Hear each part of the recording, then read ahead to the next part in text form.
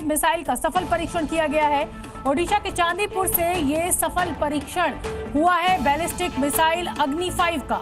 अग्नि-5 की range 5000 kilometre है। 5000 kilometre तक इसकी मारक क्षमता है। तस्वीरें हम आपको दिखा रहे हैं। ओडिशा के चांदीपुर में ये सफल परीक्षण किया गया है।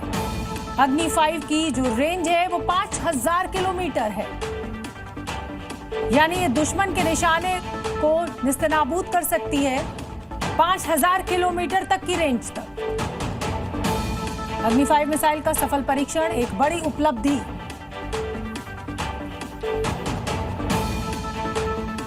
तो देखिए, बैलिस्टिक मिसाइल अग्नि-5 का परीक्षण किया गया है। इसकी रेंज जो है वो 5000 किलोमीटर है, यानी दुश्मन के ठिकाने को ये 5000 किलोमीटर दूर भी हो तो भी निस्तनाबूद कर सकती है, खत्म कर सकती है।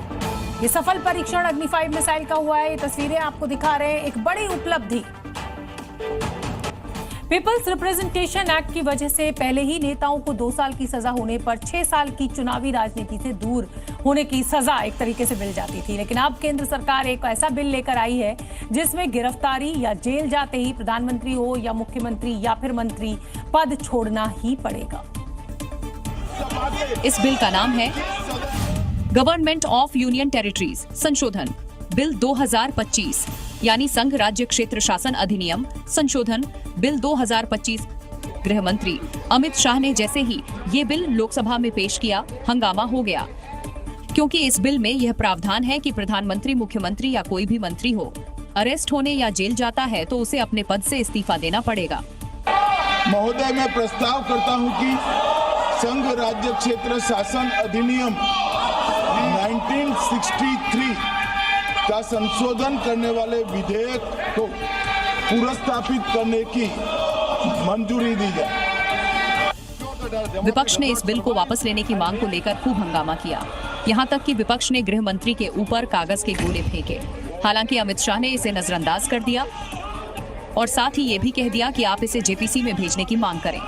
गौरतलब है कि केजरीवाल से लेकर तमिलनाडु के मंत्री वी सेंथिल बालाजी कई महीने तक जेल में रहने के बावजूद पद से इस्तीफा नहीं दिया था। लोकसभा में भारी हंगामे और नारेबाजी के बीच केंद्रीय गृह मंत्री अमित शाह ने 3 बिल पेश कर दिए। बिल पेश करते ही विपक्ष ने जोरदार हंगामा शुरू कर दिया और बिल की कॉपी फाड़कर गृह मंत्री अमित शाह के सामने उछाल दी।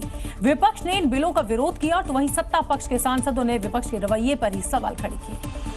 माननीय गृह मंत्री जी, बहुत नैतिकता की बातें कर रहे हैं आपने भाषण दिए थे चक्की पीसिंग, महाराष्ट्र में जिनको लेके डिप्टी सीएम बना के घूम रहे हैं आप। ये जो 3 विधेयक हैं, ये भारत के संविधान का जो मूलभूत स्वरूप है उसके पूरी तरह विरुद्ध है। पूरा गृह मंत्री के एकदम चेहरे पर आ गए, पूरा कागज फाड़ के फेंका गया।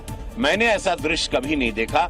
मैं बहुत ही निंदनीय है, कठोर शब्दों में मैं इसकी निंदा करता हूँ। ये आज एक काला अध्याय है जिसको कि ऑपोजिशन ने लिखा है, और किस लिए किया है ये परिश्रम जो ऑपोजिशन ने किया है काला अध्याय लिखने के लिए, किस लिए किया है?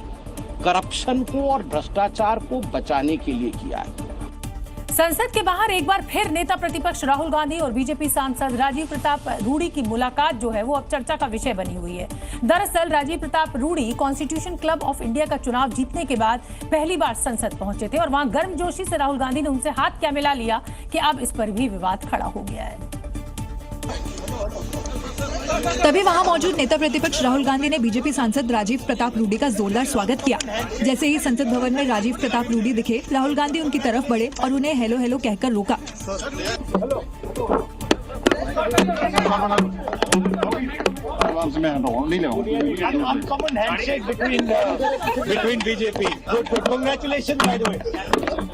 कॉन्स्टिट्यूशन क्लब ऑफ इंडिया के चुनाव से पहले भी दोनों के बीच मुलाकात हुई थी, जो काफी चर्चा में आई थी। दरअसल हाल ही में राजीव प्रताप रूडी ने कॉन्स्टिट्यूशन क्लब ऑफ इंडिया का चुनाव जीता है, जिसमें विपक्ष ने